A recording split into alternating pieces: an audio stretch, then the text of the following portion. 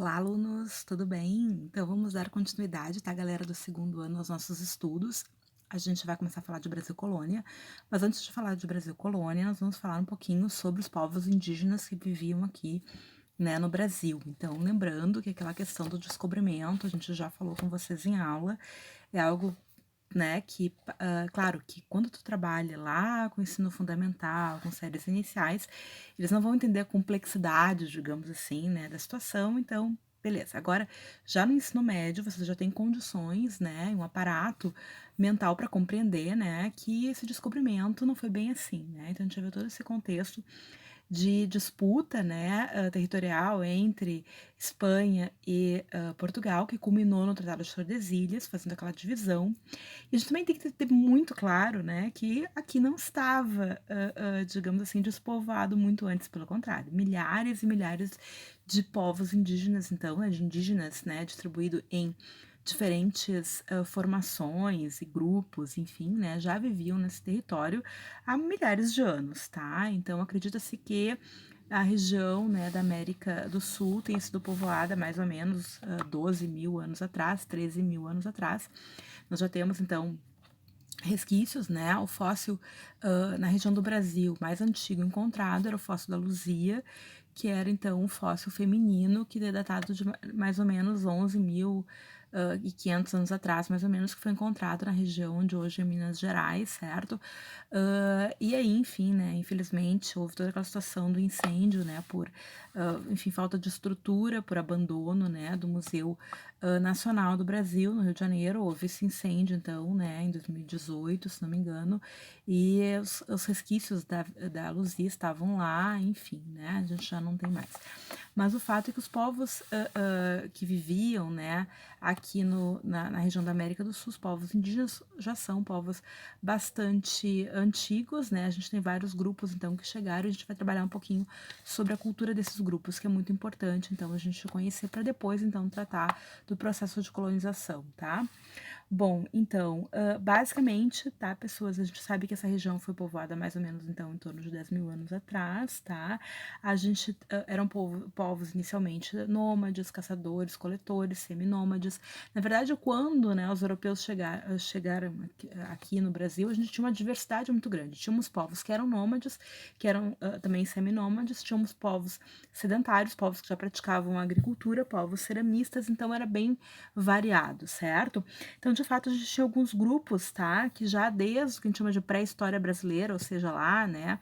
Há mais tempo, né? Em torno de 9 mil, 10 mil, 8 mil anos atrás, tínhamos povos já que, digamos assim, já tinham se tornado sedentários. Alguns, por exemplo, na região onde hoje ali é Amazonas, Amapá, aquela região, enfim, norte, como por exemplo os povos que ficaram conhecidos como marajoaras, tá?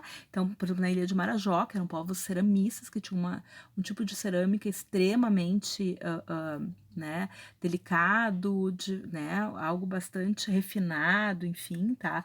Grupos também que a gente chama de tapajônicos, que ficavam então na região de Santarém, tá? Então, essas regiões do Pará, de um modo geral, certo? Povos que viveram no litoral, que eram chamados de povos sambaqueiros, lembrando que essas regiões são regiões que têm uma diversidade, digamos assim, de recursos, certo? Tanto recursos vinculados, então, a peixes, né, a plantas, né? Então, os povos sambaqueiros são povos que vieram dessa região do Amazonas, provavelmente, e que se distribuíram no litoral e formaram o que a gente chama de sambaquis, que são, digamos assim, vestígios desses grupos, tá? Que eles formavam, então, grandes acúmulos, né, de terra, enfim, de areia, né, onde eles, então, deixavam uma série de materiais, certo? Então, restos de concha, outros vários produtos, enfim, tá? Então, no litoral, nós temos ainda, né, esses vestígios em alguns locais, né, são os vestígios chamados sambaquis, ao longo de todo o litoral, né, brasileiro. Esses povos, mais tarde, foram substituídos, acredita-se que pelos tupis guaranis, principalmente, que eram povos guerreiros que teriam então descido da região do Amazonas e provavelmente tenham substituído esses grupos, tenham assimilado esses grupos, porque então os povos sambaqueiros, né, vão deixar de ser registrados em determinado momento E quando, né, os portugueses chegam aqui, são exatamente esses grupos tupis, guaranis que vão, né, entrar em contato com eles, tá? Então, basicamente, a primeira coisa que a gente tem que ter em mente é que eram povos bastante diversificados, certo? E que, claro, o termo Brasil é um termo que não era, que eles não utilizavam esse termo para definir o espaço onde eles viviam. Alguns grupos chamavam essa região, né, no caso do litoral ali, de Pindorama, que é a terra da palmeira, tá? Mas a gente sabe que, né, vários povos tinham uma identificação territorial diferente, né? E o termo Brasil é um termo que a gente usa didaticamente, né? O Brasil antes, né, dos portugueses chegarem, enfim, mas que os povos indígenas tinham outras denominações variadas para aqui, certo? Então, basicamente, os estudiosos desses grupos costumam dividi-los a partir de, digamos assim, das vertentes macrolinguísticas desses grupos, tá? E a gente haveria, digamos assim, basicamente 4 principais famílias linguísticas, certo? Então, alguns se aproximam ali, tá? Então, seriam os Tupi-Guarani, os G, os Caribe e os Aruac, tá?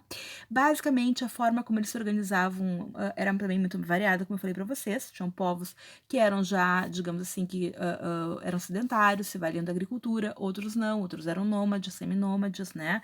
Então, era muito variado. Na região do litoral, predominou, então, grupos que a gente chama de tupis, tupis-guaranis, tá? Mais os tupis e os guaranis um pouco mais, digamos assim, né? Região mais interna, digamos assim, certo? Então, eles se organizavam em formas tribais, em grupos, né? Em clãs, né?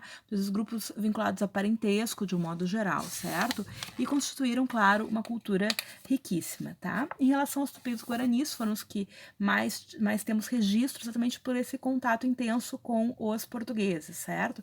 E claro, foi muito variado, né, esse contato ao longo do tempo. Então, alguns grupos, digamos assim, acabaram tendo um contato pacífico com os portugueses, outros não, outros resistiram, alguns se aliaram aos portugueses, outros não. A gente tem que pensar que a colonização só é possível quando tem algum tipo de aliança com os grupos locais, porque são esses grupos locais que conhecem, né, o território, enfim, tá?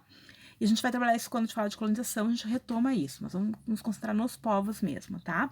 Então, basicamente, esses grupos tupi-guaranis eram grupos produtores de cerâmica, eram grupos sedentários, eram grupos que utilizavam-se mais, os tupis, mais da mandioca. Então, em grande medida, a colonização do Brasil só foi possível por causa da mandioca, tá? Se usavam muito da farinha da mandioca, enfim, e os guaranis se utilizavam mais do milho, né?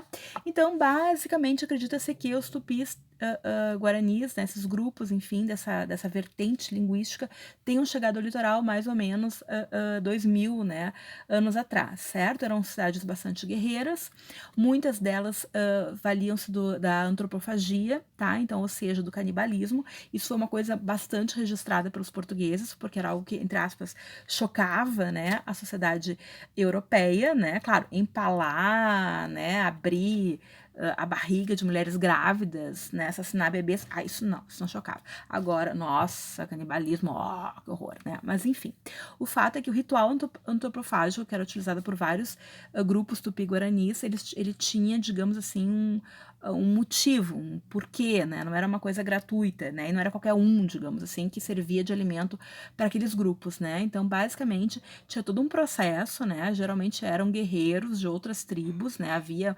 rivalidades entre as tribos, de um modo geral. Algum grande guerreiro era capturado e essa pessoa seria, então, né, alimentada. Ela conviveria um tempo com a tribo, normalmente, né? Até chegar o momento, então, dessa festividade, era uma festa.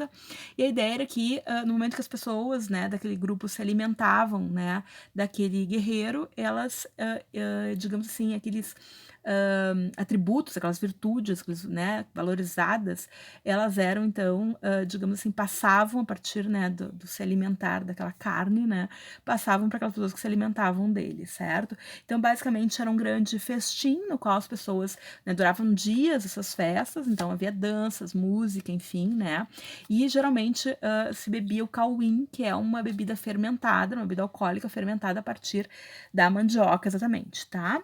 Então, basicamente, era esse ritual, né, antropofágico. Muitas tribos eram antropofágicas, nem todas eram, tá? Mas muitas, de fato, eram, tá?